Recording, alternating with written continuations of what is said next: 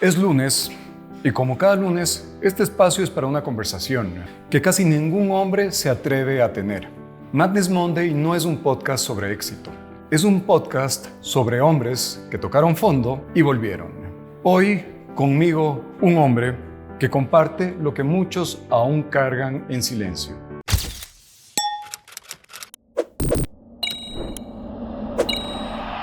Mi invitado de hoy, Marcelo Albuja. Chelo, querido. Beto. Mil gracias por aceptar esta invitación. Qué gusto.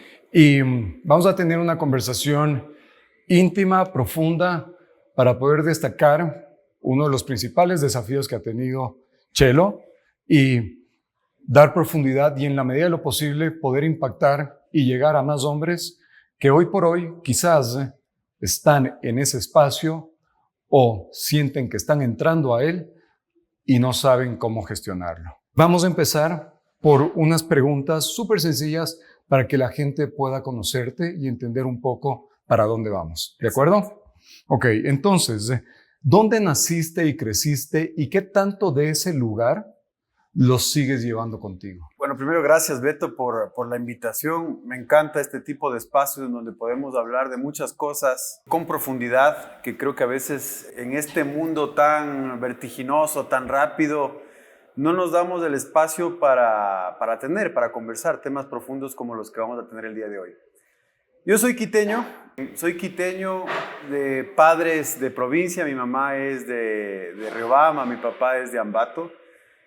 Y si me preguntas a mí sobre mi niñez, a mí me gusta la niñez me acuerdo la de Riobamba, en donde ahora el tiempo ha cambiado mucho, pero en mi niñez, en Quito y en Riobamba en particular, en las vacaciones, uno era libre, es decir, caminabas por las calles, cogías tu bicicleta y salías sin peligros, sin la delincuencia que tenemos hoy en día. Entonces, ese es mi recuerdo de la niñez, estar en un parque, en una calle, jugando fútbol, montando bicicleta, con amigos, con amigas. Una niñez, yo creo, bastante feliz. ¿Podrías decir que te sentías libre en ese momento de tu vida? 100%. De hecho, te diría que es uno de los momentos más felices y más libres que me he sentido en mi vida, definitivamente. ¿Tienes familia, hijos? ¿Cómo es tu vida en lo cotidiano? Tengo dos hijas pequeñas, Irene de 6 y Manuela de 4. Entonces yo creo que estoy en una fase en donde le dedico mucho tiempo a la familia. Obviamente por mi trabajo estoy bastante ocupado. Sin embargo, es un momento en donde siento yo que ellos necesitan mucho de mí. Entonces, volcado a mi trabajo y volcado a mis dos hijas, y que les dedico un tiempo, quisiera dedicarles más tiempo. Sin embargo, trato de, yo calificaría esta parte de mi vida como una vida muy, muy familiar, ¿no? De estar mucho los cuatro. Ok, y dentro de esta cotidianeidad, ¿cómo compartes con tu esposa, con tus hijas? Durante la semana paso trabajando, ¿no es cierto? Mucho, digamos, salgo, hago algo de ejercicio, voy a trabajar.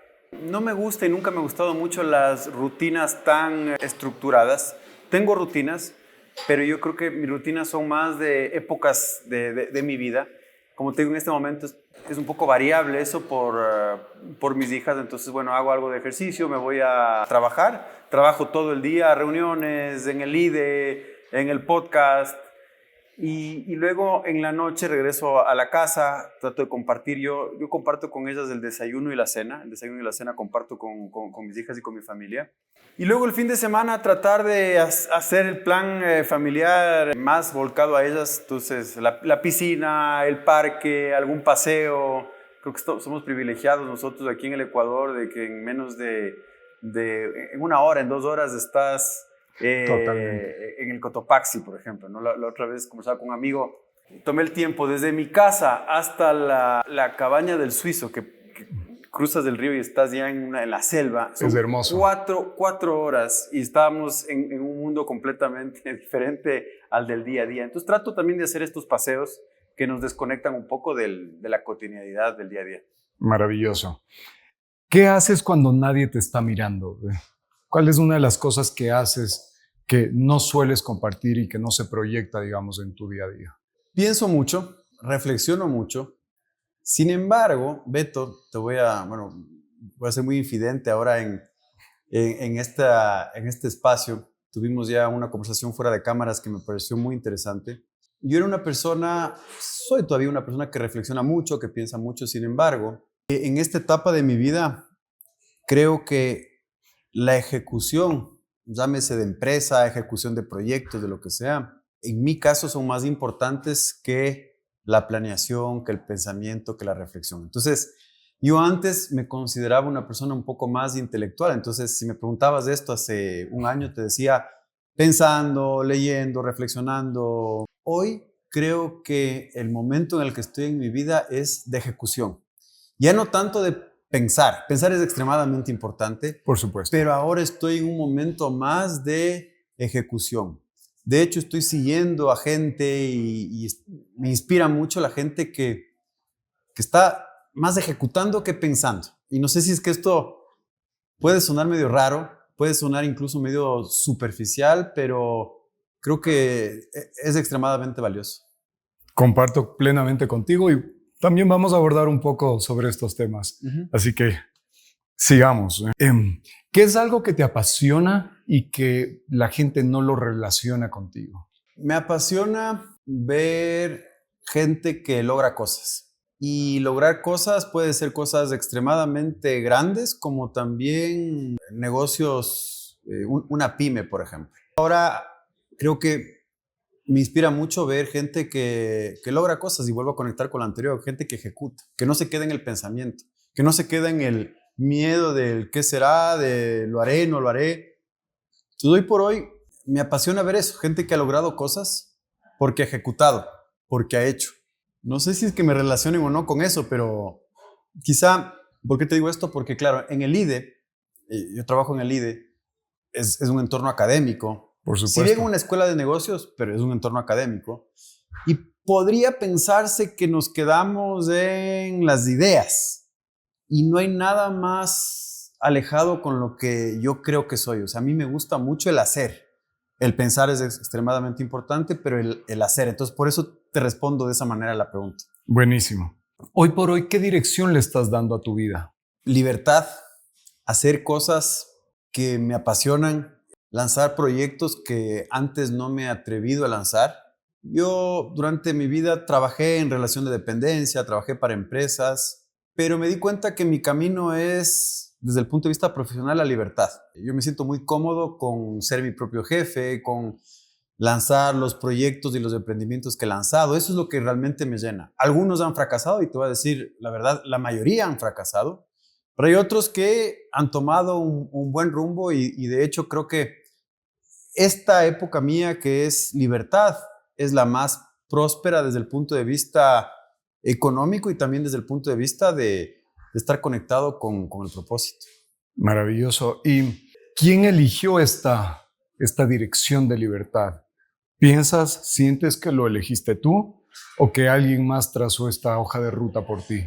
Lo elegí yo, pero y seguramente también nos está escuchando alguna gente joven. Lo elegí yo, pero porque tuve que caminar el camino. Es decir, lo eliges, pero porque también la vida te va dando de tumbo en tumbo y te va diciendo, no sé, vas fracasando, vas teniendo éxito. Entonces, yo creo que lo elegí yo. Obviamente, en ese camino me he topado con muchas personas, pero es un camino que cada uno yo creo que tiene que caminar, que vivir, que aprender.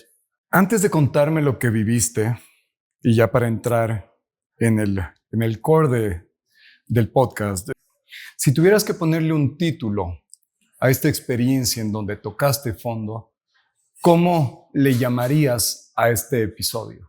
El gran experimento, diría yo. Hablábamos, Beto, fuera de cámara, que yo creo que, y ojalá no me tomen a mal las palabras que voy a decir, pero la vida está llena de juegos, ¿ya? Por ejemplo, está el juego del dinero. ¿De acuerdo? Y creo que hay que tratar de ganarlo de alguna manera, porque si ganas del juego del dinero, de alguna manera te liberas o te da cierta libertad para hacer otras cosas.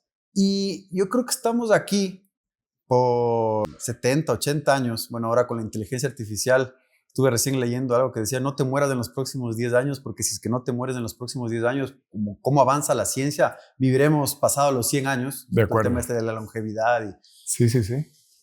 Y estamos aquí para hacer cosas, para experimentar, para lanzarnos a hacer proyectos. Y uno de mis proyectos, del que vamos a hablar ahora, es el de Fast Pharma, es un experimento. Entonces, yo siento que en este juego profesional, uno tiene que lanzarse a experimentar. Algunas cosas saldrán bien, algunas cosas saldrán mal. Pero algo que realmente a mí, Beto, me aterra hoy por hoy, es jugar el juego de alguien más o jugar el experimento de alguien más, ¿no? Que tiene que ver quizá con trabajar en relación de dependencia. Entonces, por eso le llamo el gran experimento. Fue un gran experimento que fui uno de los líderes de este experimento, obviamente conjuntamente con más personas, pero sí, era un experimento bien arriesgado y al final fracasó. Pero creo que estamos para eso. Venimos acá muy poco tiempo y tenemos que de alguna manera sacarle el jugo a este tiempo que vamos a tener aquí. ¿Quién eras antes de que esto pasara? De que Fast Pharma, como ya lo has dicho, de que empiece este gran experimento.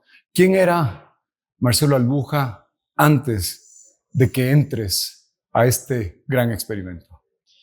Yo creo que era una persona súper joven, súper ingenua, que le tenía miedo a muchas cosas y también una persona curiosa que estaba también tratando de encontrar su camino.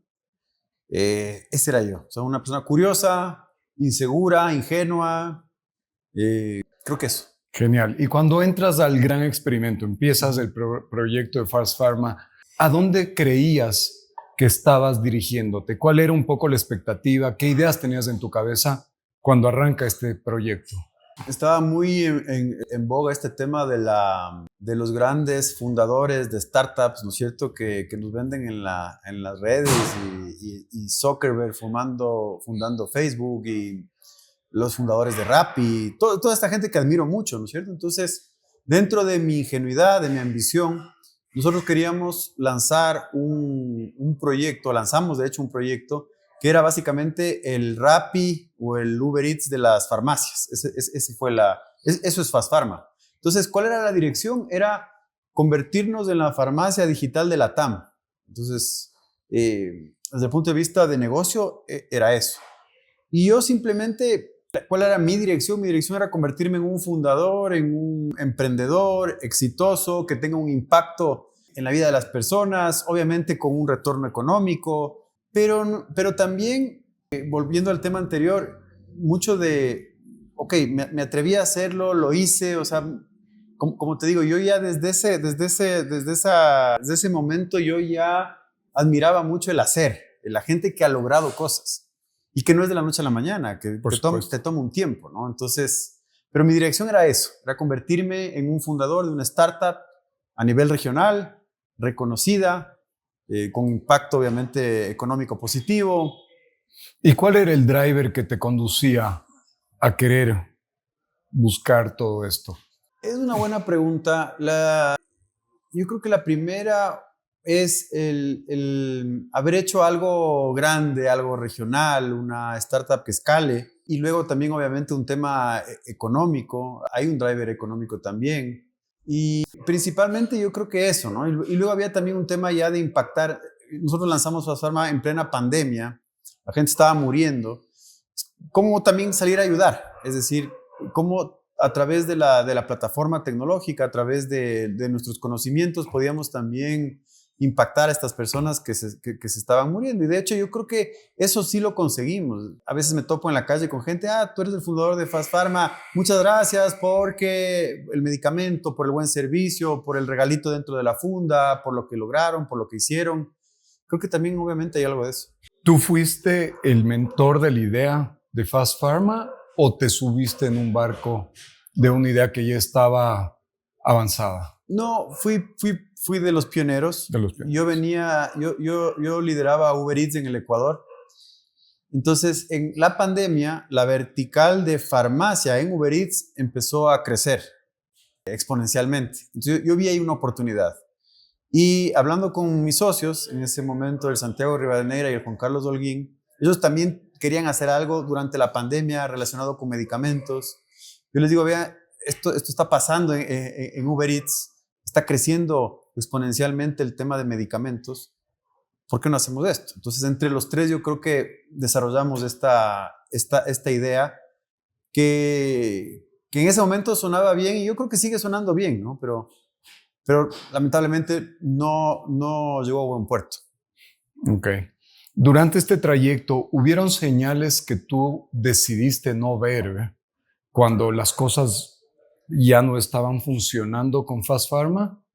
¿O fuiste muy pragmático de poder identificarlo y no entrar en este cargo de culpa, así como que, ¿para qué me metí en esto? ¿Hubieron señales que elegiste no ver durante todo el proceso antes de que obviamente colapse? Es una buena pregunta, yo creo que es una pregunta profunda. Yo creo que en este tipo de emprendimientos, en este tipo de cosas, como todo pasa tan rápido, no ves muchas cosas. Y creo que también hay algo de ego en esto, ¿no? El ego a veces te nubla. Cuando hablo de ego no hablo de la falsa humildad, hablo del ego que te nubla y que quizá no te ayuda, no te abres de escuchar nuevas ideas. O sea, sí hay algo de esto también, ¿no? Entonces, uno trata de hacer lo mejor posible, sin embargo, sí hay algo de esto de ego. Pese a que yo soy una persona bastante pragmática, eso sí, me considero una persona bastante pragmática, pero sí hay algo de ego que no te permite escuchar y ver la realidad. Y para poder aterrizar, ¿cómo definirías entonces el ego? El ego es, yo creo que esta barrera que te sirve para protegerte, es decir, el ego te protege también del otro, ¿no es cierto? El ego te protege y te ayuda a sobrevivir. Sin embargo, cuando esa pared de protección está muy, vamos a decir, es muy alta, o lo que haces tú es simplemente pensar que solo tus ideas son la verdad. Entonces, Okay. nuevamente, el ego es esta pared que te blinda, que te protege, ¿sí? Pero si es que esa pared está mal gestionada o está muy grande, por decirlo de alguna manera, yo creo que estás muy ensimismado y crees que tú eres el dueño de la verdad. Y yo converso mucho con ejecutivos, con emprendedores, que les ha ido muy bien en la vida y han tomado buenas decisiones. Pero claro, como han tomado muy buenas decisiones y han tenido mucho éxito desde el punto de vista empresarial, creen que eso va a ser así para siempre. Okay. Y entonces se llenan de este ego y dice, no, lo que yo pienso y lo que yo creo, esa es la verdad. Eso para mí es del ego, ¿no es cierto? Y lamentablemente ninguno de nosotros tiene todas esas respuestas. Entonces, cuando yo hablo de un ego bien gestionado, es tener esa barrera, por supuesto, tener confianza, por supuesto, pero también escuchar al otro. También ver qué está pasando fuera. De hecho, yo creo que hoy por hoy los mejores líderes en empresas multinacionales, en empresas de tecnología, los grandes líderes sientan alrededor suyo gente más inteligente que ellos. Y fíjate que esto es gestionar bien el ego, porque claro, si tú te sientas en un directorio y tú eres la persona más brillante del directorio, no va a salir muchas cosas buenas. En cambio, si tú tienes la suficiente buena gestión del ego, por decirlo de alguna manera, y sientas a gente más inteligente que tú, más experta que tú, va a salir mejor las cosas. Entonces, creo que es ese reconocimiento, ¿no? De que uno es limitado y si es que se rodea de buenas personas, puede tener mejores resultados. Hablaste sobre haber trabajado bajo relación de dependencia por mucho tiempo, ¿sí? Y que hubo un momento en donde eliges dar ese salto.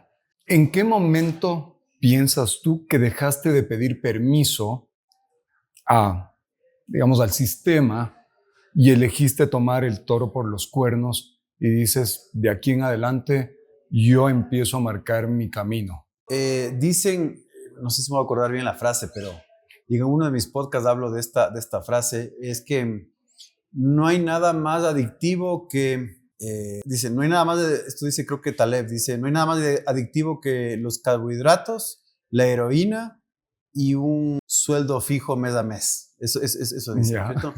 Y eso básicamente lo que te está diciendo es, claro, cuando tú estás en relación de dependencia, estás en un lugar cómodo. Estás hablando con Rodolfo Cabrera, que le mencionábamos antes de entrar aquí a cámaras. Él habla de la selva o del zoológico. O del ¿no es zoológico, cierto? de acuerdo. Entonces, claro, cuando estás en el zoológico, es la analogía con tener este sueldo fijo. De acuerdo. Pero ese zoológico te quita libertad.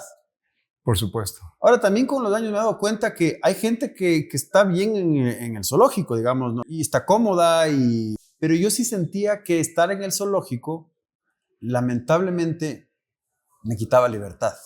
¿Te restringía? ¿Te sentías prisionero? Me sentía prisionero, definitivamente. Entonces yo tenía que salir a la selva. Ahora, estar en la selva es extremadamente difícil.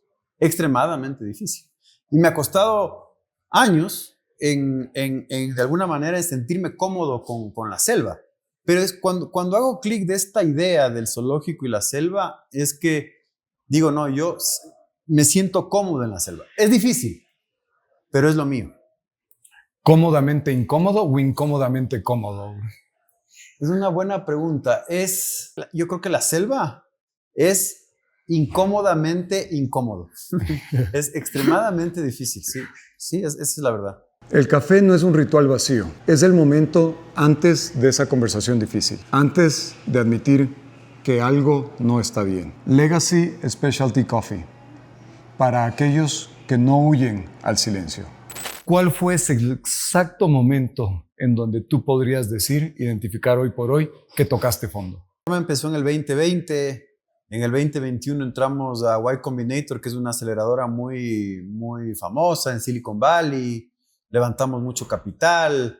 2022 llegamos a vender por encima del $1.000.000. Estábamos en Quito, en Guayaquil, en México. Es decir, la compañía estaba creciendo, estaba muy bien. Sin embargo, llega el 2023, después de 3 años de crecimiento, de escalamiento, de estar bien. Llega el 2023 y este tipo de startups no ganan dinero, es decir, están siempre en números rojos. Cuando digo esto, la gente se asombra, la gente que no conoce cómo funcionan las startups, pero por ejemplo, Rappi no tiene números verdes. Están quemando plata hasta llegar a un tamaño grande, que salgan a bolsa o que sean comprados por alguien más, del juego de las startups. De acuerdo. O sea, lo que voy es, en el 2023, nosotros no teníamos números verdes, pero teníamos los indicadores que los inversores nos pedían. Y para seguir creciendo necesitábamos seguir levantando capital. Entonces golpeamos la puerta de los inversores y les dijimos, amigos, necesitamos más capital. Pero en el 2023 las tasas de interés estaban altas. ¿Qué quiero decir con esto? De acuerdo. Que no hay plata. Entonces le golpeamos la puerta al inversor y necesitamos más plata. Mira, nuestros indicadores están muy bien. No estamos en verde, pero estamos creciendo, ventas, usuarios, todos los indicadores. Pero nos dijeron, no tenemos plata para darles en este momento. No pudimos levantar una siguiente ronda de financiamiento. Y ahí es que nosotros decimos, un sincericidio. El sincericidio es básicamente decir, oye, si no tenemos la plata del inversor, tenemos varias alternativas. Y para cortarte un poco la historia, varias alternativas. Una de las alternativas era cerrar la compañía. Había otras. Y el sincericidio fue decir, oye, este modelo no funcionó, tenemos que cerrar. Porque si es que no nos van a dar capital, no hay manera de continuar con esto. Teníamos plata en el banco, decidimos cerrar la compañía. Devolver la plata a los inversores, liquidar a la gente conforme la ley, todo, digamos, de una manera ordenada. Toqué fondo, claro, porque cuando tú construyes una cosa, una startup, es como un hijo. Y básicamente lo que estás diciendo en ese momento, en este sincericidio, es, tenemos que matar a nuestro hijo. Y no fue un proceso, Beto, de meses. Fue un tema de semanas de tomar esta decisión, lamentablemente. Entonces, imagínate tú lo que es matar a tu hijo en semanas, ¿no? Entonces fue un momento bastante estresante. incluso te diría en algún momento de lágrimas, de reproches, de conversaciones acaloradas, pero eso fue lo que fue, ¿no? Y en ese proceso hablas del sincericidio. Mencionas que habían otros caminos. ¿Qué les condujo a que elijan matar al hijo? Sí, había varias alternativas, había 4, yo creo unas 4 así bastante obvias. Es fácil, ahora que estamos en época futbolera, es fácil ser el director técnico con el periódico del lunes, ¿no es cierto? Del partido del domingo, entonces todo el mundo es el mejor director técnico con el periódico del lunes. De acuerdo. En ese momento creímos que esa era la mejor decisión. Quizá nos equivocamos. Okay. Quizá estábamos también ya quemados. Puede haber algo de cansancio, puede haber algo de, no sé si la palabra es rendición, pero sí de cansancio, de agobio, y esa era una de las alternativas. Entonces, no sé si fue la mejor, nunca sabremos. Nunca se sabe. Pero sí, yo creo que también va por ahí. Es decir, es un tema también le metimos tanto a esto y no funcionó y los inversores nos están diciendo que no, pese a que las métricas están bien. Entonces también es un tema de frustración y se tomó esa decisión. ¿Qué es lo primero que sentiste cuando tuviste o tuvieron que matar a su hijo Fast Pharma? Yo creo que lo primero fue pensar en la gente. Había gente muy involucrada en el proyecto, muy metida en el proyecto. Entonces lo primero que sinceramente a mí se me vino es nuestra gente, ¿qué va a decir? Es decir, es complicado. En ese momento teníamos más o menos unas 60 personas. O sea, no era una compañía pequeña. De acuerdo, claro. Entonces pensar en la gente, es decir, para algunos Fast Pharma era, así no sean socios, también era como su hijo. Entonces, por supuesto. Esa parte era la más delicada, esa parte fue la más complicada. ¿Y qué emoción transitaste durante este espacio? No, una montaña rusa de emociones, una montaña rusa de emociones. Si podrías puntualizar sí, alguna particularmente. La una es yo te diría, de frustración por no haber logrado el objetivo, entonces estás frustrado. La otra de ira, yo creo que esas dos. Entiendo que Fast Pharma se convierte para ti en ese salto entre estar bajo relación de dependencia e ir a la selva. Correcto, porque antes te decía, antes estaba en Uber. Y en Uber una experiencia espectacular, aprendí muchísimo, una startup de tecnología que también crecía. No me arrepiento para nada, pero sí estaba en el zoológico, porque yo estaba ganando un sueldo. Entonces, yo lancé Uber Eats en el Ecuador. Nos fue bien, pero si nos iba normal, o sea, yo igual era un empleado, entonces no es que asumía, o sea, asume la responsabilidad, pero nos fue bien, pero estaba en el zoológico. Ok, entonces, saltas a la selva. Sí. Te devoran en la selva. Sí. ¿Qué pensamientos pasaron por tu cabeza en ese momento? Primero, el más obvio, que la selva es difícil, o sea, que la selva es difícil. Pero aquí entra también un tema que a mí me ayudó a salir. Y te contaba también fuera de cámara. Leyendo un poco a los estoicos, un poco de filosofía, algo de budismo también, y te separas y dices, esto que me acaba de pasar es un fracaso, es una crisis, pero no es el fin del mundo, ¿ya? No es tan importante. Te voy a poner un ejemplo. Cuando yo trabajaba en Uber, en este grupo de los whiskies, me escribían, ¿no? Alguien que conozca al dueño o al gerente de Uber Eats, viernes de la noche, porque no me llegó una hamburguesa. Esto pasa Te convertiste en el buzón de quejas. Entonces, claro, en ese momento, cuando tú estás metido en la operación, tú dices, esto es una... tenemos que atender bien a nuestros clientes y a mí se me hacía esto una montaña. Y está bien, o sea, así es como yo asumía los problemas en ese momento. Sin embargo, luego me di cuenta de que no somos tan importantes. Claro, cuando estaba en Uber decía, no, pues yo soy el gerente de Uber, tengo que resolver esto. Entonces, luego dije, oye, esto no es tan importante. Y no es evadir la responsabilidad, es simplemente liberarte. Y eso me ayudó a mí a hacer muchas cosas de las que hago ahora. Es decir, yo recién di una charla que decía, oigan, levante la mano, ¿quién cree que le van a recordar de aquí en 100 años? ¿A quién le van a recordar de aquí en 300 años? Nadie. O sea, no estoy, porque claro, vamos a tener nietos, bisnietos, lo que sea, pero luego de eso, se acabó. Entonces, si tú te pones a ver la vida desde esa perspectiva, sí te cambia un poco el chip de las cosas. Te dice, oye, no eres tan importante, entonces los fracasos no son tan importantes, pero ojo, los éxitos tampoco, porque también nos pasa, y esto tiene que ver con el ego, De acuerdo. que, no sé, mi podcast, publico un video y he llegado a tener, no sé, 900,000 vistas. Entonces, claro, dices, yo tengo 900,000 vistas. Pero luego vuelvo, así como fracasé en Fast Pharma, digo, oye, no es tan importante tu fracaso, pero Marcelo, tampoco es tan importante tu éxito. Sí está claro, o sea, por supuesto. Es a veces difícil de digerir esto, a veces se confunde como un qué me importismo, pero no es que me importismo, es simplemente te da otra perspectiva de la vida, te vuelves mucho más ligero. Porque claro, cuando tú estás con miedo del qué dirán, estás con miedo de hacer las cosas. En cambio, si sabes que en 300 años nadie se va a acordar de mí, te libera. Es liberador. Y coincido contigo lo que dices, Chelo. Ahora, cuando ya se rompe Fast Pharma y hay el fracaso, ¿a quién fue la primera persona que compartiste este evento?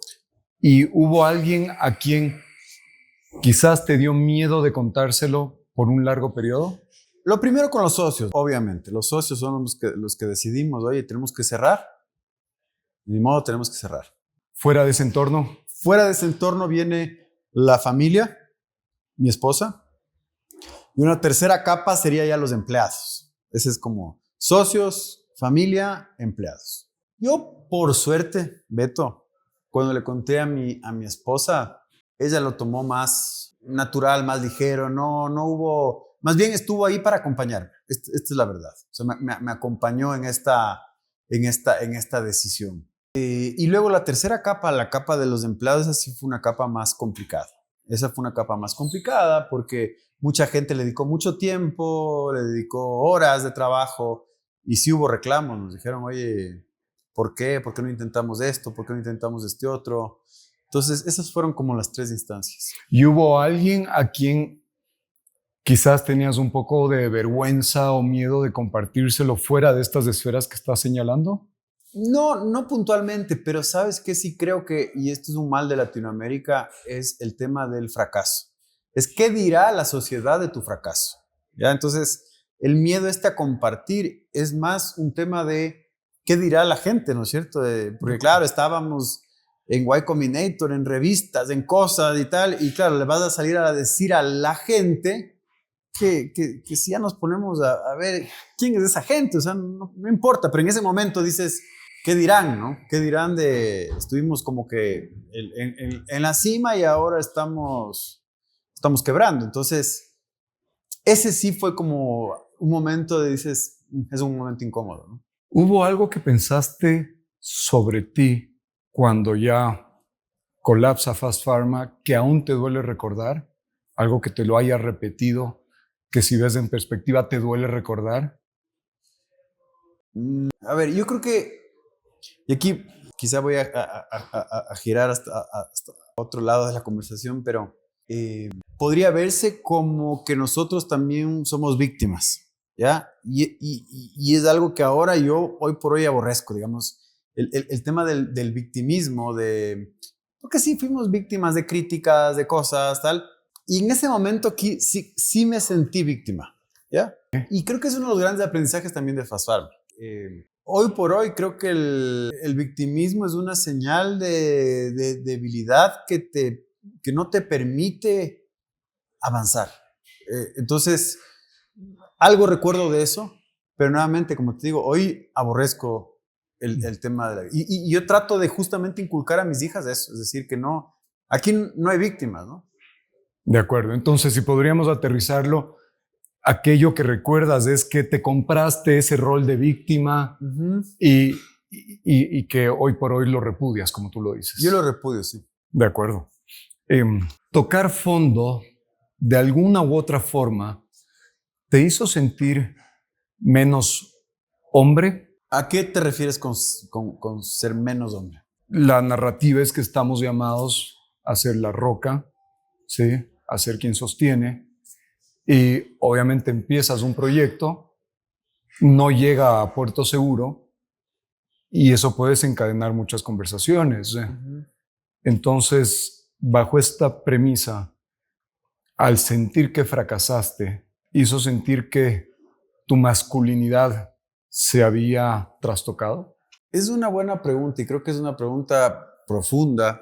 Yo creo que, claro, para los hombres, el éxito, en este caso el éxito empresarial, es igual al éxito del hombre, como lo estás planteando. Entonces, claro, si es que tú fracasas, estás fallando a ese rol. Te soy honesto, puede ser que en el fondo haya algo de eso, pero no es que lo sentí yo a viva piel, la verdad. Perfecto.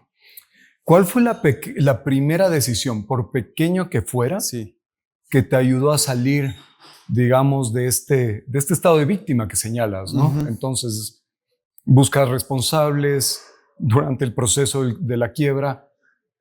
¿Cuál fue el primer acto, por pequeño que parezca, que te ayudó a salir del fondo? Yo tengo que encontrar mi siguiente proyecto.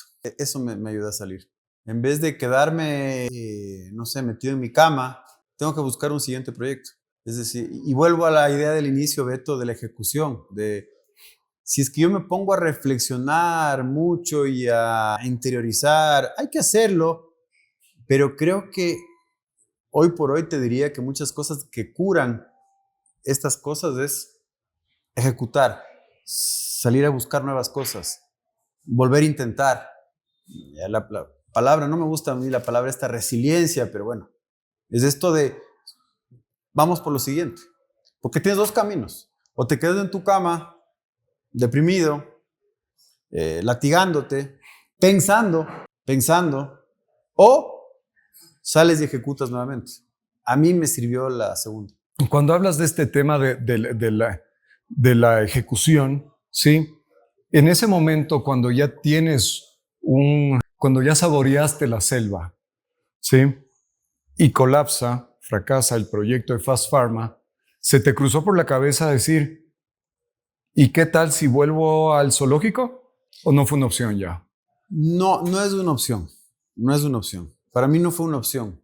A ver, y aquí voy a ser completamente transparente. Por mi carrera, yo trabajo en el IDE y el IDE me ha permitido a mí tener una cierta estabilidad. Esto también quiero ser 100% transparente. De acuerdo. Económica.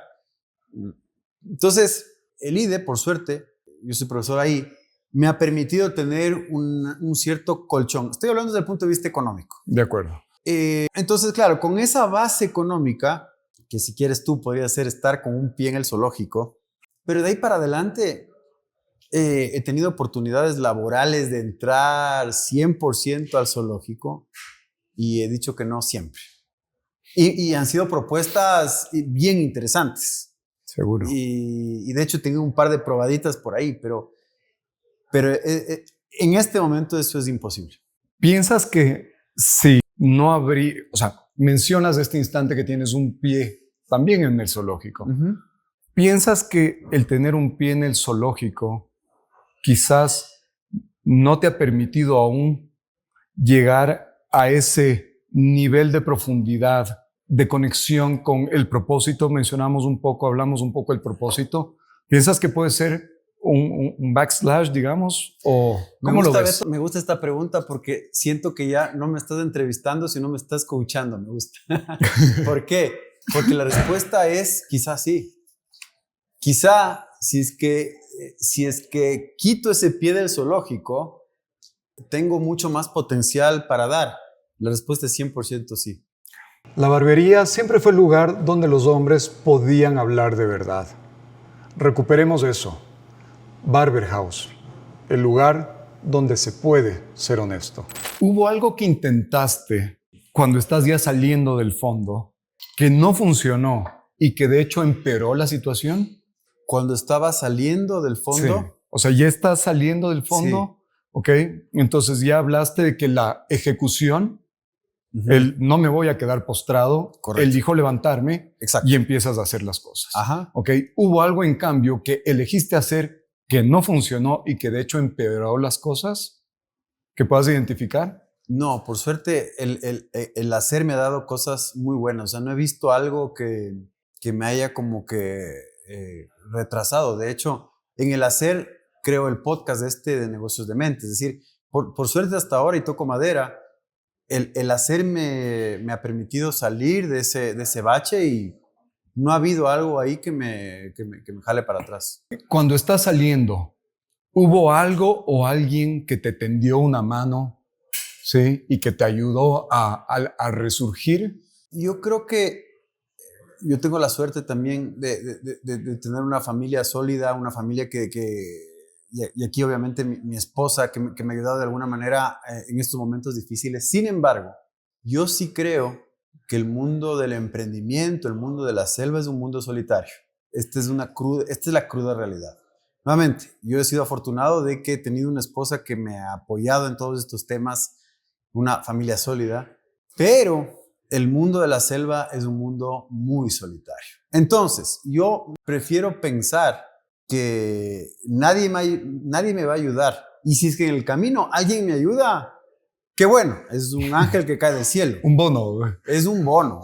Pero siempre pienso yo que este es un camino solitario. En ese proceso, cuando hay la quiebra, ¿hubo alguien que desapareció en tu vida? Y si lo ¿hubo algo que aprendiste de ese silencio? Quizá algún amigo que obviamente no, ya no es mi amigo. Ya no es amigo.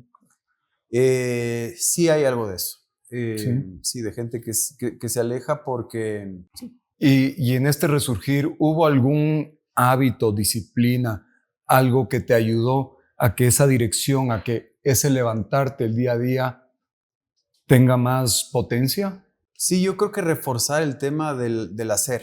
O sea, yo creo que cuando estoy... Y de hecho mis largas conversaciones con el ChatGPT son acerca de este tema de...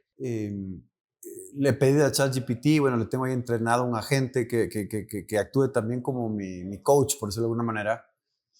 Y una de las cosas que me ha ayudado, voy a ser 100% franco también aquí, le pido a él que no sea condescendiente, sino que me exija, que me ayude.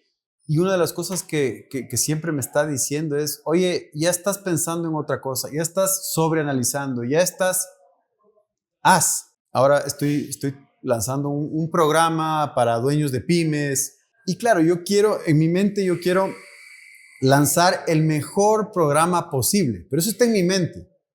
Pero el mejor programa posible es cuando lo pongas en el mercado, cuando lo pongas en el dueño de la pyme, y pivotear. Y vas pivoteando, pero en el mercado. Y eso aprendí también en Fast Pharma y es algo que he aprendido durante el... Entonces, claro, yo me puedo sentar, incluso, no sé, contigo o con consultores, lo que sea, y diseñamos el mega programa para dueños de pymes. Pero no va a haber ningún consultor, por más brillante que sea, que nos dé el resultado idóneo. Lo único que te ayuda de alguna manera a tener algo de verdad bueno es cuando ese producto lo lanzas al mercado y el mercado mismo lo va puliendo. Entonces, vuelvo al tema de no pensar tanto. Y el ChatGPT me está siempre como que pinchando, ¿no es cierto? Me dice, ya no pienses tanto. Tienes que salir, vender tu programa y cuando lo vendas, lo vas a ir mejorando. Perfecto.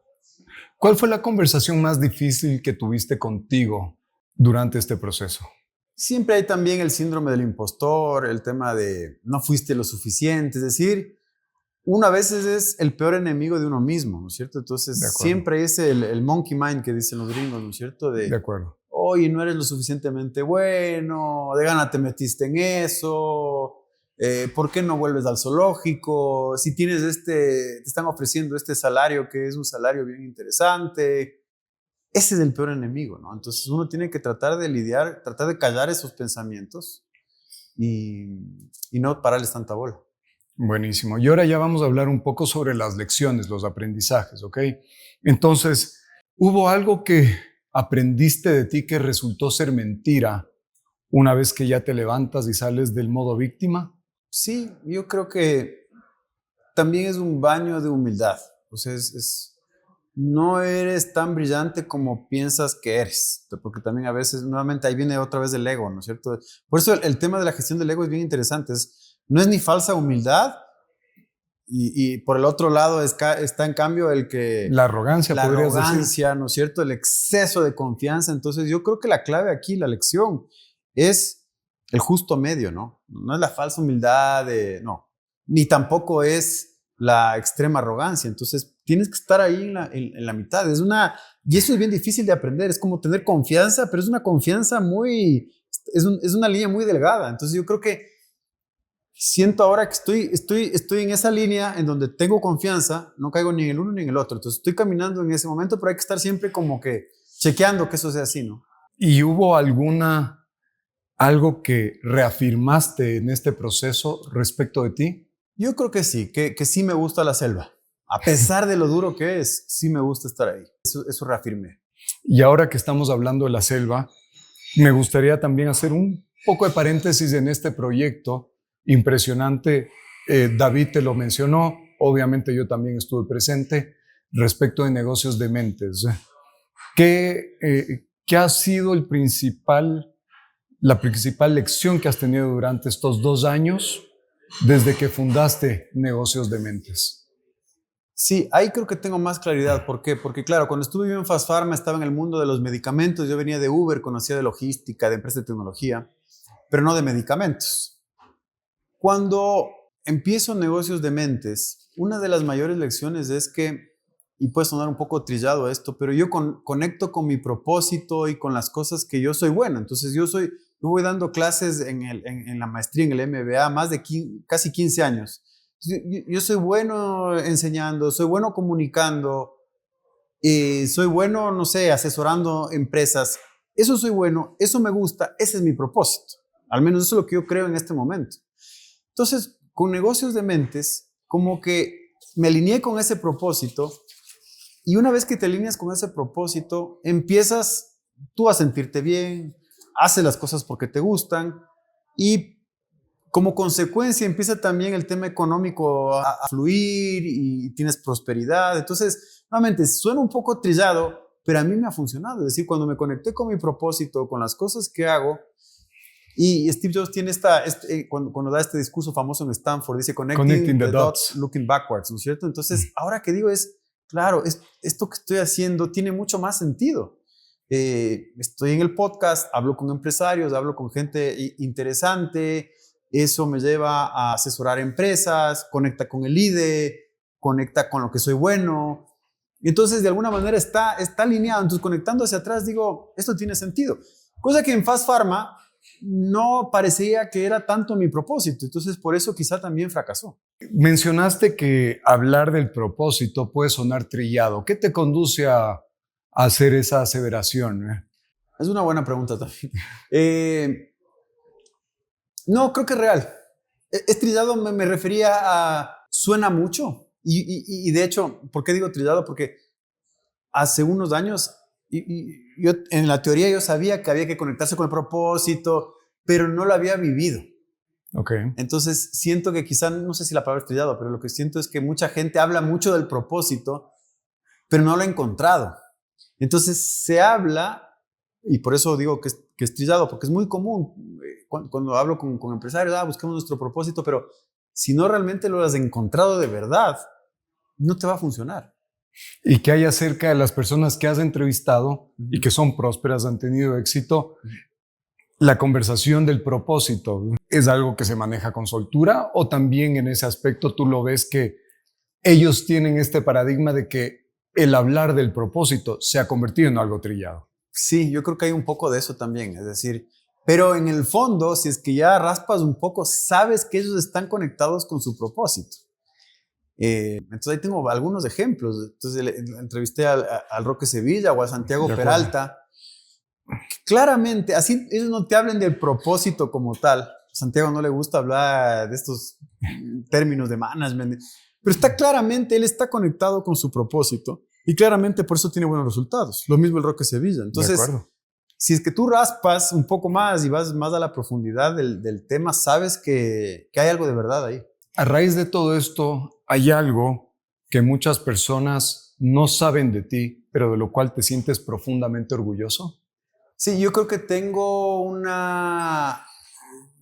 bastante ambición. Soy una persona ambiciosa, pero no vista la ambición como una mala palabra o como algo estrictamente económico. Entonces, creo que soy una persona que tiene mucha ambición de algunos proyectos míos. Yo creo que están en mi cabeza, son extremadamente ambiciosos y no sé si es que la gente piense y sepa eso de mí. Entonces, dentro de mí hay una persona muy ambiciosa que quiere generar un impacto bastante grande en la sociedad, en el empresariado, en donde fuera. Y quizá otras personas no lo vean así. Y bueno, vamos a ir desmenuzando también estas cosas, porque ¿por qué piensas que hoy por hoy, y lo dijiste en tu respuesta, que el concepto de ser ambicioso puede ser un poco mal visto? ¿Por qué te genera un poco de resistencia a esto?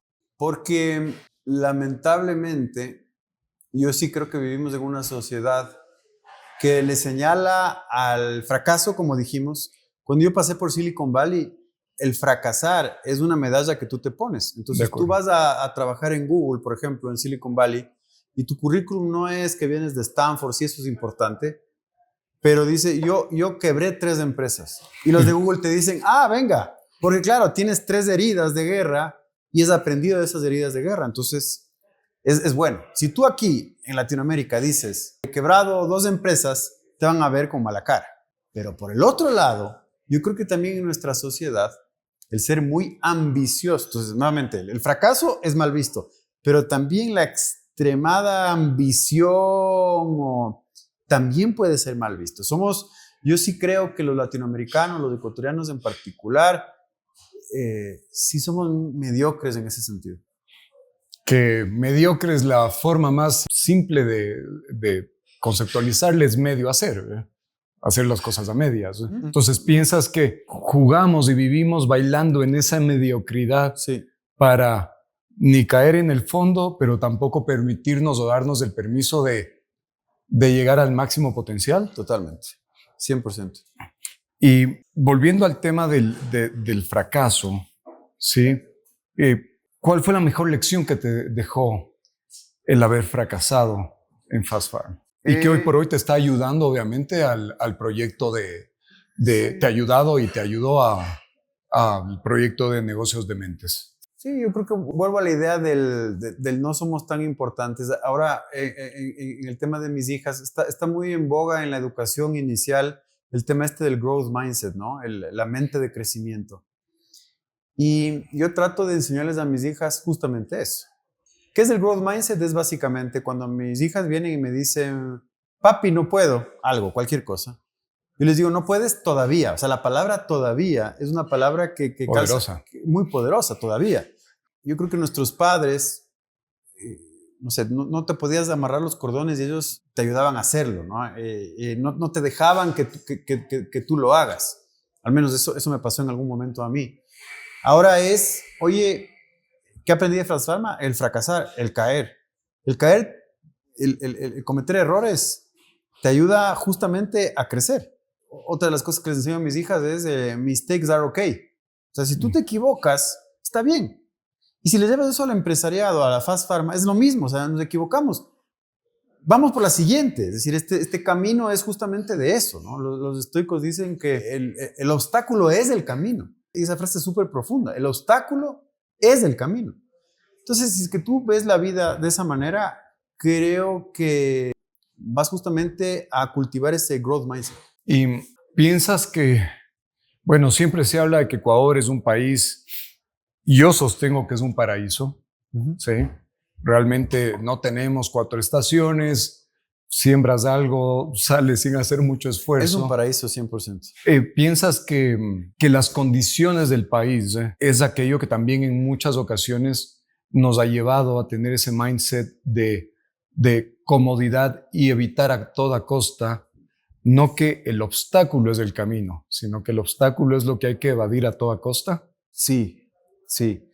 Yo coincido contigo que el Ecuador es un paraíso. De hecho, ahora, hablando de la coyuntura, Ves que en Europa se están muriendo de calor y hay esta discusión de los aires acondicionados en Suiza, en Francia. Este es un tema bien interesante. Acá nosotros vivimos en el paraíso, entonces yo, hablando con unos amigos, decía en son de broma, ojalá no se enteren los europeos que existe este paraíso, porque si no nos van a gentrificar. Yo creo que vivimos en el paraíso, vivimos tan cómodos que definitivamente desde el clima, ¿no? Es un clima perfecto, hay algo de eso. Es decir, yo sí creo que el clima, por poner un ejemplo concreto, ¿no? De acuerdo. O muy puntual. Claro, cuando uno vive en un clima de, no sé, extremo frío, uno tiene que hacer cosas para evitar eso y sobreponerse al clima y ser mucho más ingenioso. Yo creo que sí hay algo del ecuatoriano en ese sentido. Entonces, como vivimos en el paraíso, que es bueno, pero también nos hace cómodos, nos hace mediocres en ciertas cosas, ¿no? Entonces, ese es uno de los problemas, yo creo, que tiene nuestro país. En Fast Pharma tienes muchos aprendizajes. En negocios de mentes, las cosas están avanzando. Acabas de hacer hace menos de un mes, quizás, este summit para poder conectar muchos empresarios que han sido parte de tu podcast con empresarios, gente que quiere seguir en esta sinergia. ¿Piensas que en este camino, entre el antes, Fast Pharma, y después, negocios de mentes, has tenido que ser más direccional, frío, centrado de lo que fuiste en su momento con Fast Pharma? Totalmente. Y cuando hablas de dirección, a mí me gusta pensar, y esto es lo que yo converso siempre con dueños de empresas, cuando hablas de dirección, yo creo que estás hablando mucho también de foco. Cuando todo es prioridad, nada es prioridad. Eso les digo yo siempre a los empresarios. Entonces, yo converso todos los días con empresarios en planeaciones estratégicas. Y hay empresarios que quieren hacer todo, tener miles de productos, atender a todos los clientes, a todos los segmentos. Y para mí la clave de la estrategia desde el punto de vista empresarial es el foco, es el direccionamiento. Entonces, durante esta época, que como te digo, ha sido una época de prosperidad, ha sido una época buena para mí, yo he tenido que renunciar a otras alternativas bien interesantes. Entonces, para mí, cuando hablas de dirección, yo lo llamaría foco. Esto es lo que tengo ahora, esto es lo que estoy haciendo bien. Aparecen unas cosas bien interesantes y le tengo que decir, no, yo creo que ahora tanto los empresarios como los seres humanos también tenemos que de alguna manera, si queremos dirección, saber decir que no. Los mejores empresarios que yo conozco han dicho que no a un montón de cosas. De hecho, una de las cualidades que yo rescato de los mejores CEOs es decir no.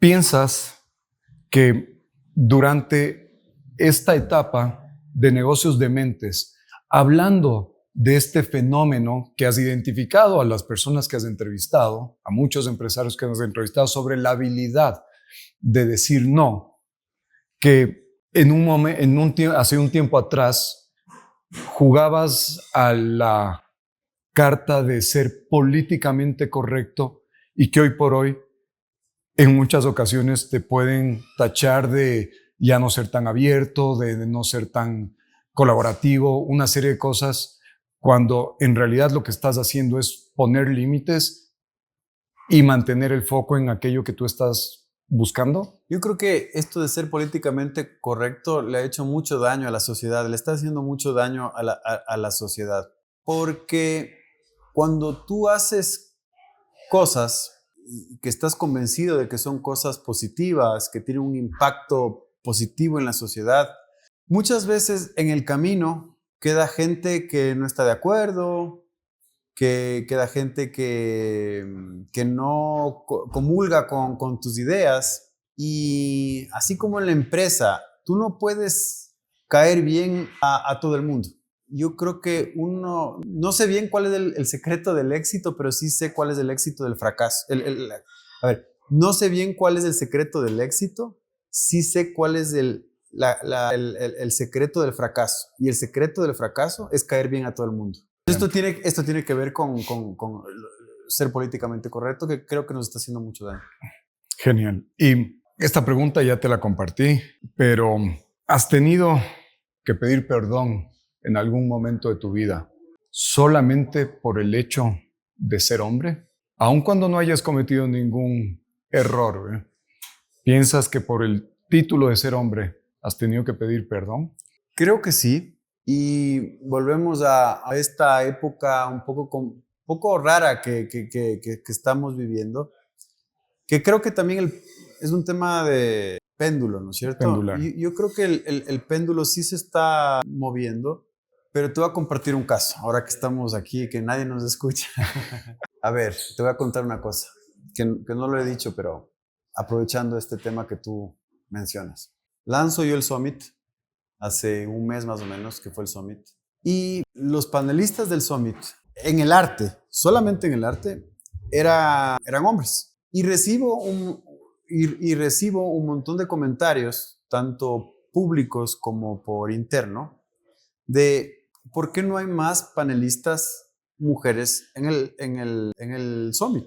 Ahí sentí un poco lo que tú me acabas de decir, ¿no es cierto? Esto del tema de pedir perdón Yo te soy honesto, no me había dado ni cuenta porque yo lo que hice fue simplemente, literal, la gente que ha pasado por mi podcast, hombres, mujeres, les envío un correo.